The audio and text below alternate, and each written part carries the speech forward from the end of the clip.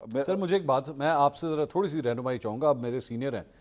ये एक जगह पे ये लोग कहते हैं जी मुज़ाकरात हमने जो है वो इन लोगों से नहीं करने, ये लोग बेख्तियार हैं, ये नून लीग वाले, ये पीपल्स पार्टी, ये सारे बेख्तियार हैं। और जाहिर बात है ये समझते हैं कि हमारे को जो भी हमारे साथ आज जो कुछ हो रहा है वो इस्टेब्लिशमेंट की वजह से हो रहा है जी, ये यही समझते हैं ना। तो ये इस्टेब्लिशमेंट को जब कुछ नहीं कहेंगे, आप ये कह रहे हैं कि इदारों को कुछ ना कहें, और वो भी कह रहे हैं वो नहीं कहेंगे, उन्होंने कहा है मैं नहीं कहूँगा, हम लोग नहीं कहेंगे।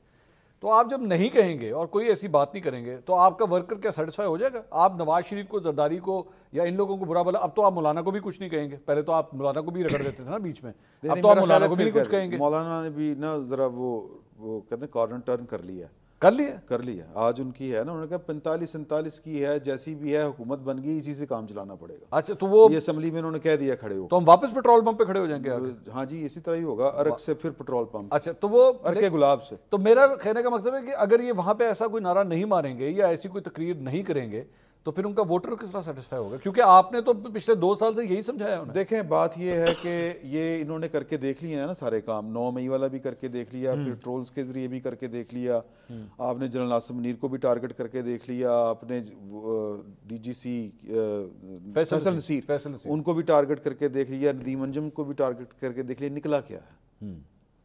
हासिल वसूल क्या है? निकला ये है कि उन्होंने एक पिटीशन दायर कर दी है इस्लामाबाद हाईकोर्ट में कि इमरान खान साहब को फौजी तहवील में ना दिया जाए। उनके साथ मुज़ाकरात करने हैं ना, इसलिए ना दिया जाए। ये वैसे अब जोधा साहब, ये क्यों सर ये पिटीशन, कोई आप लोगों को कोई शक है इस बात का कि इमरान खान साहब को फौजी तहवील में दिया जा रहा है? मैं इस बात को लिंक कर रहा हूँ अलीमा खान साहिबा की उस बात से जिसमें उन्होंने कहा कि रात को कोई मशकूक एक्टिविटी हुई है अडियाला के बाहर, चंद मशकूक गाड़ियां वहां पे आ गई हैं, चंद अफराद वहां पे देखे गए हैं। ये कोई इस किस्म का शक है आप लोगों को? देखिए, बात यह है कि जहाँ पर मिलिट्री ट्रायल की बात की जाए तो हमारे 88 लोग इस वक्त भी मिलिट्री कस्टडी में हैं। उनका ट्रायल जो है इस वक्त कंप्लीट किया जा चुका है, लेकिन फैसला अनाउंस नहीं किया गया क्योंकि सुप्रीम कोर्ट ने उसके ऊपर बार लगाया हुआ कि फैसला ना अनाउंस किया जाए। नंबर 2 बात यह है कि जैसे फैज़ को गिरफ्तार किया गया, उसके बाद ये कहा गया कि इमरान खान साहब 9 मई के अंदर मुलव्वस हैं इसके साथ, और ये भी पीछे पे थे या ये करवाने वाले थे। कुछ इस तरह की स्टेटमेंट मुख्तलिफ आई और इसी तरह से मुख्तलिफ स्टेटमेंट ये भी आई कि जी अभी आपने जुमले में कहा फैज को गिरफ्तार किया गया, अगवा कह लूं? नहीं, जनरल फैज नहीं कहना था, मतलब अब वो फैज हो गए आपने इस तरह। देखिए बात ये है ना जी, बड़ी फैज नहीं देखिए बात ये है ना कि वो आपको पता है ना, बात ये है ना कि आपको समझ तो आ गई, सबको समझ है कि फैज कौन है। अच्छा, दूसरी बात ये है कि जहां पर उसे गिरफ्तार किया गया, उसे जी मैं बढ़ूंगा आगे। जी प्लीज गो अहेड। अच्छा, तो मैं ये गुजारिश कर रहा हूँ कि मुख्तलिफ प्रेस कॉन्फ्रेंस भी की गई, बताया गया जी कि मिलिट्री जो है वो कस्टडी में दिए जा सकता है, इजाज़त हो सकती है। आपने देखा कि एक पंजाब की जो गवर्नमेंट है वहाँ पर भी कोई एक प्रेस कॉन्फ्रेंस हुई, तो मुख्तलिफ लोग जो हैं उन्होंने ये बातें की और इनके रहनुमाओं ने बातें की कि किया जा सकता है या ट्रायल हो सकता है या वो फैज़ के साथ ये भी मनसूख किया जा सकता है, 9 मई के अंदर मुलव्वस हैं। तो उन खदशात को देखते हुए हम इस्लामाबाद हाई कोर्ट के अंदर गए हैं कि उनकी कस्टडी ना दी जाए, क्योंकि सुप्रीम कोर्ट में यही काजी फाइज़ साहब बैठे हुए थे और इन्होंने उस वक्त फैसला दिया था कि अगर आईनी तरमीम भी की जाए तो तब भी मिलिट्री कस्टडी के अंदर जो है तब भी मिलिट्री ट्रायल जो है वो सिविलियन का नहीं किया जा सकता। तो लिहाजा ये फंडामेंटल राइट्स की वॉलेशन है, ये कॉन्स्टिट्यूशन की वॉलेशन है, ये मिलिट्री ट्रायल जो है नहीं हो सकता सिविलियन का, क्योंकि जब दूसरी अदालतें मौजूद हैं तो मिलिट्री ट्रायल बनता ही नहीं है। और जो उसकी रिक्वायरमेंट है वो भी पूरी नहीं की गई, क्योंकि वो रिक्वायरमेंट अगर मैं बताऊं तो काफ़ी डिटेल में हो जाएगा कि ऑफिशियल सीक्रेट एक्ट के तहत उसके अंदर कोई दफात लगी हैं या ये उसकी रिक्वायरमेंट्स हैं। लिहाजा हमने इस्तदा की है कि ना कस्टडी दी जाए, नंबर 1।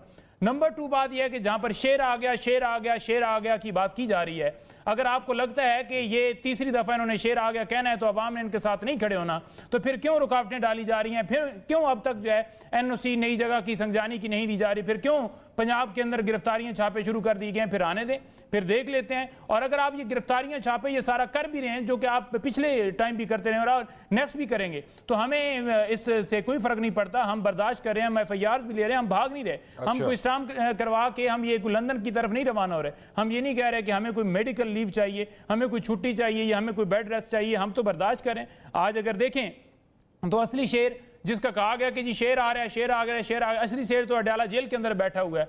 जो आज भी कहता है मैं डील नहीं करूंगा, जो आज भी कहता है कि मैं इस कौम के साथ खड़ा हूं, जो आज भी कहता है मैं गुलामी नामंजूर करूंगा, जो आज भी कहता है कि मैं डरता हूं तो सिर्फ अल्लाह ताला से, दुनियावी जो खुदा बने हुए हैं उनसे नहीं डरता, जो आज भी कहता है कि जिंदगी मौत अल्लाह ताला के हाथ में है। तो शेर तो असल वो है जो बर्दाश्त भी कर रहा है, जो फेस भी कर रहा है, जो मुल्क के लिए कुर्बानी भी दे रहा है। जहां पर उस शेर की बात की जा रही है वो तो आए लंदन से जिस तरह प्रोटोकॉल से ले गए, आज तक कौम का साथ तो नहीं दिया। पहले जब 4 साल जाने से पहले का टाइम था उस वक्त साथ देना था, उस वक्त भी नहीं दिया गया। नहीं भाई, और उसके बाद जब वापस आए तो अब भी आकर कोई साथ नहीं, अभी भी हमें सुनने में आ रहा है कि कोई मेडिकल की लीव लेकर, कोई बहाना बनाकर, कोई इस तरीके से चेकअप के लिए वो बाहर जा रहे हैं। तो जाएं, बिल्कुल ठीक है जाएं, लेकिन कौम के सामने तो पता है ना, कौम को तो पता है ना कि कौन खड़ा है उनके साथ और कौन भाग जाता है मुश्किल टाइम के ऊपर। नहीं भाई, ये आज से कुछ हफ्ता 1.5 हफ्ता पहले मैं आपकी एक गुफ्तगू सुन रहा था मीडिया के साथ, आपने इलेक्ट्रिक टूथब्रश मंगाया इमरान खान साहब के लिए। देखिए, आज खान साहब ने बात की है वहाँ पर इस हवाले से कि जो एक बात की जा रही है कि जनाब बड़ी फैसिलिटीज़ दे दी गई हैं। खान साहब इस वक्त, आप मंसूर भाई ये बिल्कुल लिख के रख लें कि खान साहब इस वक्त किसी मुकदमे में कन्विक्टेड के तौर पर नहीं है। उनकी तमाम सजाएं सस्पेंड होंगी और वो एक आम जो ऐसे अंडर ट्रायल प्रिजनर होता है वो हैं, तो उनको इस वक्त भी मौत की चक्की के अंदर रखा हुआ है जहां पर सजाए मौत के लोग होते हैं। तो लिहाजा सबसे पहला ये जुमला, ये चीज के उन्हें किस वजह से वहां पर रखा गया, इस वजह से कि वो आगे से आपके साथ जो है वो हार नहीं मान रहे, वो कह रहे हैं कि मैं ला इलाहा इल्लल्लाह मोहम्मद रसूलुल्लाह पे यकीन रखता हूं और उसी से डरता हूं। इस बात के ऊपर आप चाहते हैं कि उन्हें झुकाएं। देखें, बात यह है कि खान साहब ने कभी भी नहीं कहा कि मुझे एसी लगवा के दे दी जाए, खान साहब ने कभी भी नहीं कहा कि यहाँ पर डबल बेड बिछा दी जाए, लेकिन कुछ ऐसी चीजें होती हैं जो कि उनके राइट्स हैं। फॉर एग्जांपल लॉयर्स की एक्सेस है, फॉर एग्जांपल पॉलिटिकल लोगों की एक्सेस है, उनके ऊपर पाबंदी है। इसी तरह से अगर कोई बुक लेनी है तो वो हम 10 दरखास्तें देते रहते हैं, वो बुक नहीं भिजवाई जाती। खान साहब के लिए हम कहते हैं कि मेडिकल चेकअप डॉक्टर ने करना है, 4 महीने के बाद मेडिकल चेकअप करवाया गया। अगर वो इलेक्ट्रॉनिक बुर्द इस्तेमाल करते हैं, आप नहीं करते तो हमारा क्या कसूर है? अगर वो जिम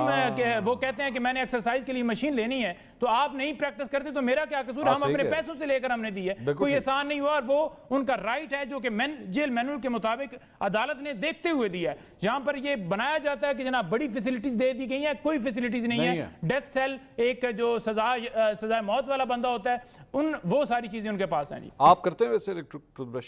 वो कह रहे हैं जो नहीं करता उसे क्या पता, आप तो नहीं करते ना? नहीं, मैं नहीं करता, मैं मसवाक करता हूं सर। अच्छा, मसवाक